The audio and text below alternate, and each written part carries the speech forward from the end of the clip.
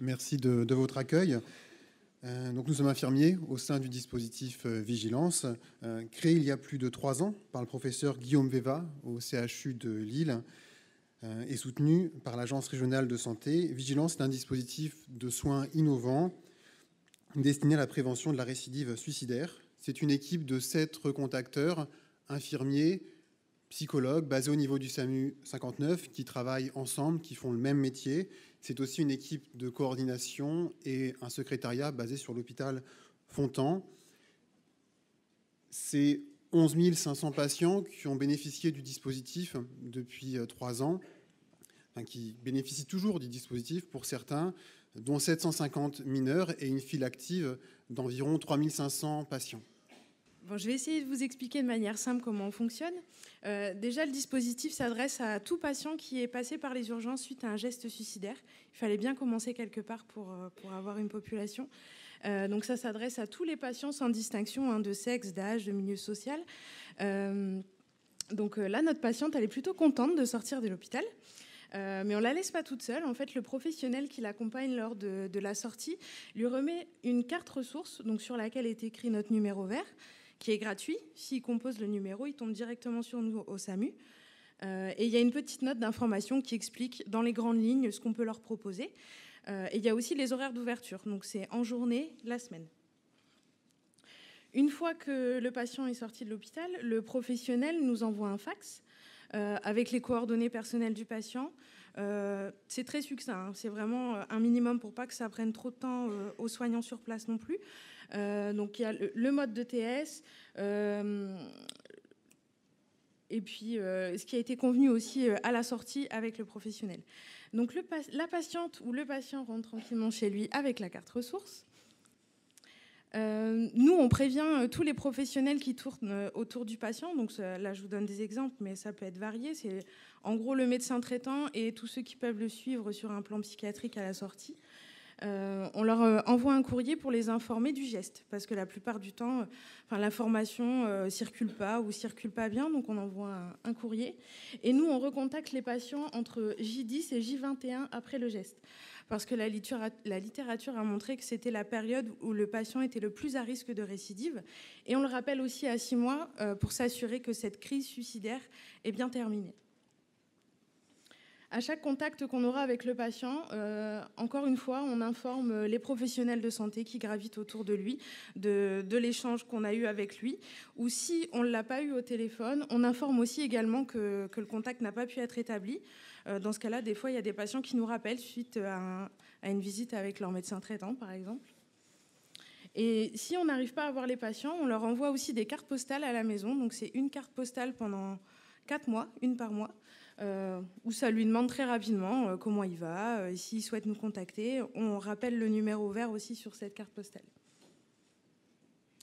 Et ils ont toujours la possibilité de nous appeler en cas de crise suicidaire ou autre. Donc vous l'avez compris, finalement c'est l'hôpital qui, à travers Vigilance, revient prendre des nouvelles du patient qui est rentré chez lui. C'est aussi 5000 appels entrants, dont 1000 appels en crise, donc avec un risque majeur de passage à l'acte identifié dans les 48 heures. La personne peut se trouver n'importe où, chez elle évidemment, au travail, dans le bus, au supermarché, dans la cour du lycée, même sur un terril. Les entretiens se montrent assez complexes. La crise épuise les personnes, tant sur le plan psychique que physique. Le discours est marqué par le sentiment qu'il n'y a plus de solution et comporte nombre de distorsions cognitives. Notre rôle à ce moment-là, du coup, c'est d'explorer, de valider les émotions, de dialoguer sans tabou, sans jugement, évidemment, d'instaurer la confiance et de diminuer l'angoisse. L'outil qu'on va utiliser, c'est l'échelle du RUD, donc le risque, l'urgence, la dangerosité. On s'appuie également sur d'autres éléments, notamment le paraverbal, le ton de la voix, le débit verbal, les silences, les pleurs, et puis tous ces bruits environnants qui vont donner une certaine ambiance à l'entretien. On s'appuie également sur les informations que vous nous avez peut-être transmises à travers ces fax, qui comprend du coup le contexte de sortie, le compromis de soins, et puis les coordonnées du patient. et de son entourage et son médecin traitant. Ces informations sont d'autant plus importantes pour nous que des fois le patient raccroche de façon inopinée ou refuse de nous donner son identité.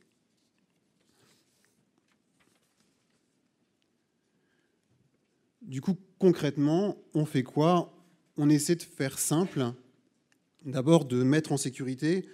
Je vous l'ai dit tout à l'heure, on est basé au niveau du SAMU 59. Ça veut dire que quand on a un appel et que le passage à l'acte a eu lieu, ou qu'il est en cours, ou qu'il est imminent, on a la chance de pouvoir transmettre ces informations à la régulation du SAMU 59. On peut aussi faire de même avec la régulation du SAMU 62, avec qui on collabore. Ces 300 appels qui ont été transférés à la régulation médicale depuis la création de Vigilance, c'est un chiffre qui est en constante diminution. Je pense que c'est d'une part la preuve que nous essayons de faire autrement, qu'on se donne peut-être plus de temps lorsque cela est possible. On peut se poser la question de la plus-value qu'apporte Vigilance lorsque le passage à l'acte a eu lieu, ou qu'il est imminent, ou qu'il est en cours. Je pense qu'on peut éviter parfois le passage à l'acte en gardant la personne en ligne au téléphone, chose que ne peut pas faire l'auxiliaire de régulation médicale au niveau du SAMU. On peut aussi limiter du coup la gravité du passage à l'acte s'il est en cours, et puis on peut soutenir les proches qui sont parfois présents lors du geste.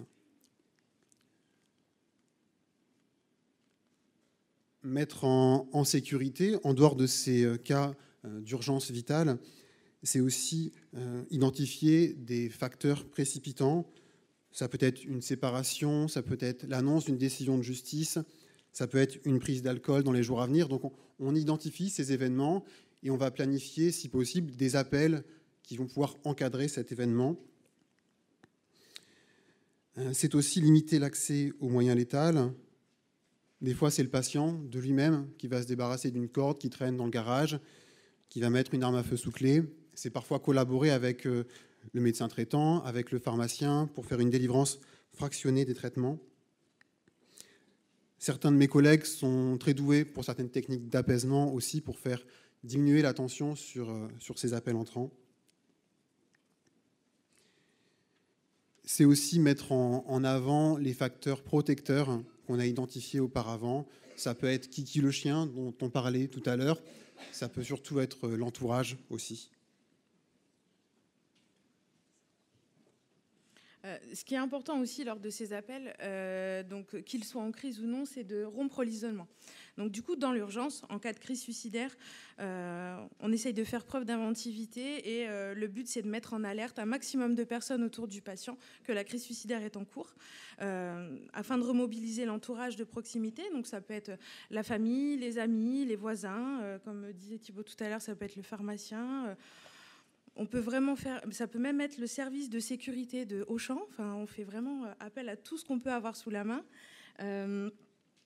Et dans un terme un peu plus moyen, on essaye de rompre l'isolement dans la durée pour essayer de limiter le risque de rechute en crise suicidaire.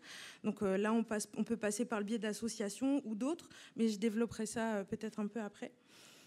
Ce qui est important aussi, c'est d'amener le patient aux soins. Si la crise suicidaire est présente, il faut absolument que le patient soit vu par un professionnel, quel qu'il soit. Donc, dans l'urgence, on se rabat énormément sur les médecins traitants qui, si le patient ne peut pas se déplacer, peut faire une visite à domicile. Après, on s'appuie aussi sur le CMP de secteur. Ce qu'on garde en tête, c'est que nous, le patient, on l'a au téléphone de manière... pas forcément régulière, et que c'est les soignants de proximité qui connaissent le mieux le patient. Donc c'était d'autant plus important de s'appuyer sur le réseau de proximité.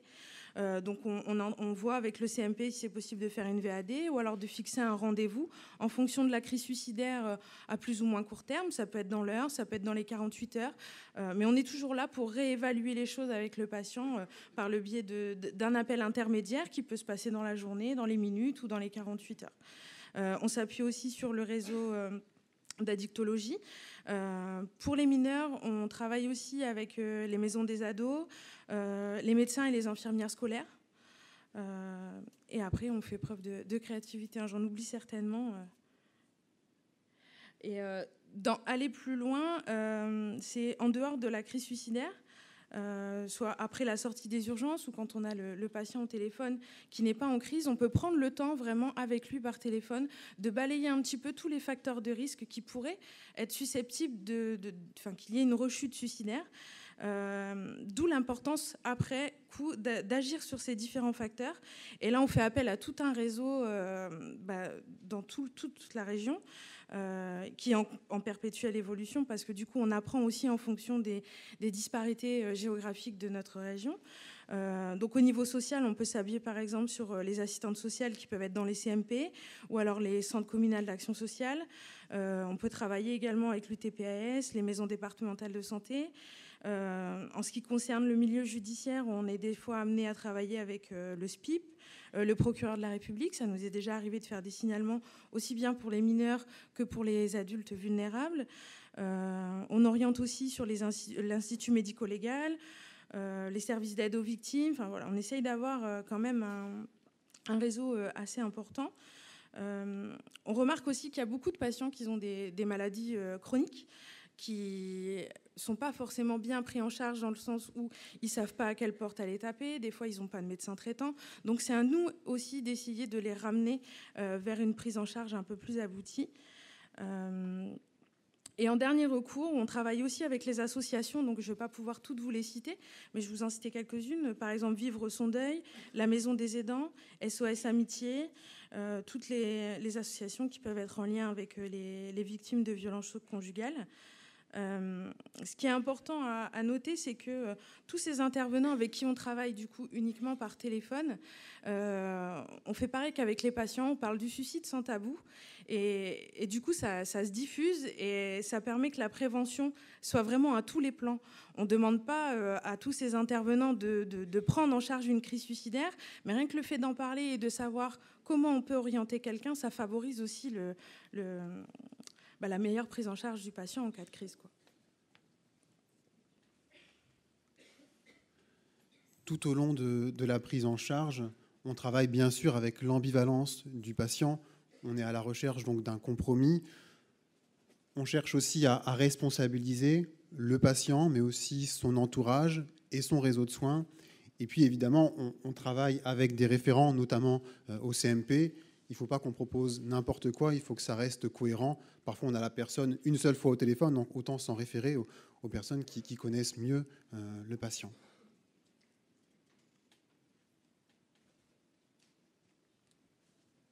Alors, est-ce que ça marche, du coup oui, mais on a constaté que c'était encore à améliorer. Pour avoir une bonne idée, on a comparé le nombre de tentatives de suicide qui étaient, le nombre de patients qui étaient inclus dans vigilance suite à un geste suicidaire versus le nombre d'entrées aux urgences pour tentatives de suicide.